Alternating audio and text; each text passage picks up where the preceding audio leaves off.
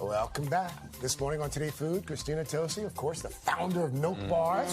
One of your favorite spots. Oh, I love it. Christina's also a children's author now. That's right. She's releasing her first ever children's book today. It is called Every Cake Has a Story and follows a young girl who chases a life full of color and expression by creating cakes with her friends. Christina, as you know, we're all huge fans of yours. We do believe that you have the great almighty Midas touch. Everything you touch, we want to eat. But tell us more about the book. It sounds so fascinating. So the book is about this little girl named Sammy. She lives in Samesville. Everything is the same. And she asked that question that you do at an age of like, life can and should be more exciting and full of possibility and creativity and individuality. And that's what she sort of discovers in the world through the lens of layer cake, one of my favorite things. I love that your characters look like America, too. Yeah. You got... Looks like your character is... It's important, right? Yeah. Representation matters. What do we I mean, every cake has a story. Every kid has a story. Every ingredient has a story. And for me, that's what it's all about. Yeah. Does it have recipes, or is it just for inspiration for the little ones? There is a recipe at the very end of the book. It is for an amazing strawberry frosting. But what I have for you all today are recipes on recipes for how to breathe that individuality and creativity into your average cake at home, all the way up to like one of Milk Bar's best cakes on the menu this fall, the apple cider donut layer cake. I'm a huge fan of the creamsicle, and you're making a creamsicle soak. I love this. You ready for the creamsicle moment? Okay, you take just like a standard vanilla sheet cake at home. You grab some orange juice from the fridge. You pour it into some milk or some heavy cream to get that nice creamsicle moment. You take a fork, you poke it into cake, and then you take that creamsicle moment of orange juice and heavy cream. What? And you pour that creamsicle into the cake. Your cake's gonna sponge it up. Christina's like a mad scientist. I love this. Okay, and then what? Keep going. Okay, but that's not it. There's a double chocolate chip cake. Some of you might be into that sort of like peppermint chocolate moment of the season. Take a little bit of peppermint extract, put it into a little bit of milk. This idea of cake soak, what you soak your cake with, can bring flavor and personality. Can I ask you something, Christina, and don't be mad? Could you use like a box? Okay, could I use a boxed cake for that? 100%. Yeah. Really? Yeah. 100%.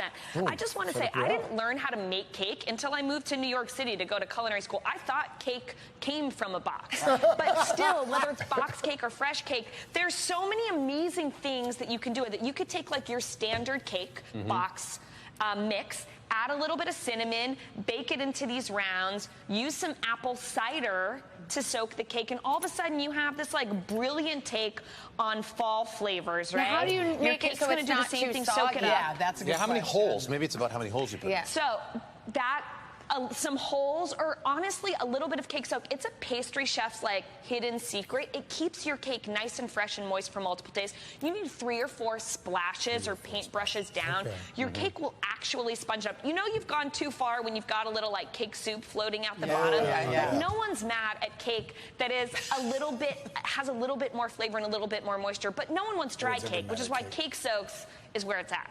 Wow. My mind is... You're the modern day Willy Wonka. That's who you are. Now, once you soak it, could you put some frosting on it?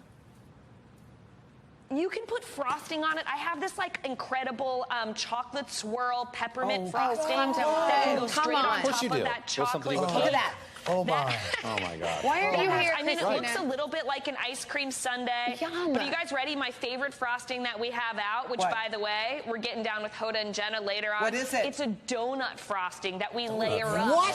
Donut frosting, This is too much. apple cider donut we're out of cake. time. 5 pounds listening to this segment. Today.com/shop. Every cake has a We'll story, see you you guys. at 10. Congrats on the book, Christina. Bye. All right, let's face it. A lot of us do not have the time or the know-how to bake cakes from scratch. So if you prefer cake mix straight from the box, we're going to show you how to kick those creations up a notch and be the star of your next bake sale. Here's the secret. The secret is to let your imagination run wild with the frosting. So says Christina Tosi. She's the owner of Milk Bar here in New York City. She's got a new children's book. Listen to this. It's called Every Cake Has a Story. I feel like if Kathy Lee was here, she would say, every cake has a story. Hi, Christina. Hi. Christina's like, what's happening? How are you? Congrats on the new book. How are you? Yeah, tell us about it. Thank you so much. I mean, every cake has a story. The protagonist's name is Sammy. She's this little girl that lives in a town where everything looks the same and everything tastes the same and everyone makes the same cake. And y'all know me well enough to know I am all about possibility and creativity and individuality. And I just felt like there needed to be a book out there that told the value of those traits through the lens of this little girl named Sammy, and of course through a layer cake, the possibility of cake. You know, that's what I'm here for. Christina, you just had a babe too, and that babe, that Frankie, is going to be the luckiest girl in the world. Wait, look at Frankie. Oof. I bet you can't wait to bake with her. She is a little marshmallow, I'm telling you. She loves cake. She loves frosting. She definitely, like half of her body is made up of cake because I eat so much cake because I'm always thinking about what could be frostings and fillings and crumbs and crunches, but more importantly, frostings, because that for me is like where the individuality and personality really takes place in cake. How would you jazz that up? Yeah, we want something. I love the canned straight kind. from the box, but how do we make it cool? I have a few tips. 100%. It's all about making it cool, right? So one of the first things that people don't realize is you can take a standard vanilla frosting, cut up some fresh strawberries, right? Hull them, cut them up, throw them into a mixer, paddle it around, and you get this beautiful, chunky frosting. It's sweet, it's fresh, it's tart. It can go on a cupcake, it can go on a sheet cake. Now, if you're like less of a strawberry person, but you really like the idea of possibility through frosting, you can take your favorite cookie from the pantry next to your cake mix, put it in a Ziploc bag, take your rolling pin, pound it, Oreos, smush it up, right? A cookie and cream. And fold it into frosting, right? Look at this. Cookies and cream, my friends. Yes. Look at this. Give your frosting a little crumb, a little flavor, a little personality. Everything doesn't have to just be chocolate and vanilla. So you can use anything. Are you all ready for my favorite use frosting of the season? Anything. Christina, can I ask you ready you a for question? anything? Yeah, we're ready for anything. We're ready for anything. But if you like whipped cream better than frosting, which I do, can you do that same thing but with the whipped cream? 100%, Jenna. Take that whipped cream. Take your favorite cookie. Crush it down, Ziploc bag. It's a great activity for kids. Fold it in. I love your idea of whipped cream. Christina, and are you ready for this? Because this could be a whipped cream move or a frosting move. You've got a bowl full of donuts. Don't tell me. What are you going to do? You break the donuts down by hand, right? Boom, boom, boom. Break it down by hand. You take that donut crumb, you put it into your frosting. No, you don't. Y'all, this is the fall move. At Milk Bar, we make donut frosting, my friends. You ready? We make it. Hit it. And then we whip it up into donut frosting. We top our latest apple cider donut cake. You can get it at any of our bakeries at milkbarstore.com. Talk about every cake has a story, my friends. It is on this fall. Donut frosting. I better see it in your kitchen or on your front doorstep. You got it. We Christina, will. we and these adore donuts are not just your average donut. It's one of the best donuts I've ever had. Try these recipes at home. Head to today.com/food. Please check out Christina's book.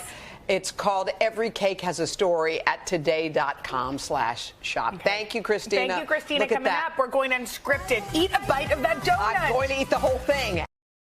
This morning we have a match made in heaven, breakfast and dessert. Oh, so waiting for this. The pancake cake, the newest dessert from Milk Bar. Joining us this morning, bakery's founder, the award-winning chef, Christina Tosi. Good morning, Christina. Morning. Good to see you. Hello, you two. How are you? We're great. We are great. All the better for seeing you. So what is the pancake cake? And I notice you're starting with a sheet of cake. That's right. Okay, Al Chenille. The pancake cake is Milk Bar's inspired layer cake. It's on the menu now at the bakeries. We'll ship to you anywhere in the U.S. on milkbarstore.com, and it's inspired by what I'm craving right now, which is like a cozy diner stack of pancakes, but made into a layer cake. And you're right, Al. We baked this pancake cake, which I just gave you the recipe, so you can share it with anyone you want. Okay. But it's basically a cake that tastes like layers of pancakes, but reimagined through the lens of dessert. I want to try that right now. You want to see how it's done? Yes. And how do you, so you just cut those into circles. Let's do it. Yeah, we bake all of our cakes in an actual baking sheet form so that it's baked evenly. It's easier to sort of manage this way. It's always a bummer when you're making layer cakes at home, right? It's always that stress of like, and you got is the it gonna bump be there in the baked beginning, in the properly? middle. How do I get it? How do I build it? That's it. So I take a little cake ring and a little piece of fancy pastry chef tool called acetate that just helps give the cake structure. And then our pancake cake at Milk Bar gets a brown sugar cookie butter, which is like deep and soulful and cozy in all of the ways. We also take a little bit of whole milk and soak the cake so that it stays nice and moist, because no one wants to say, here, that cake was great, but it tasted a little bit dry. In fact, Christina, so that the thing that goes through all your cakes seem to have a soak, some sort of soak in them? That's right. That's right. It's an opportunity to provide moisture and flavor to whatever the cake story is, especially this pancake cake.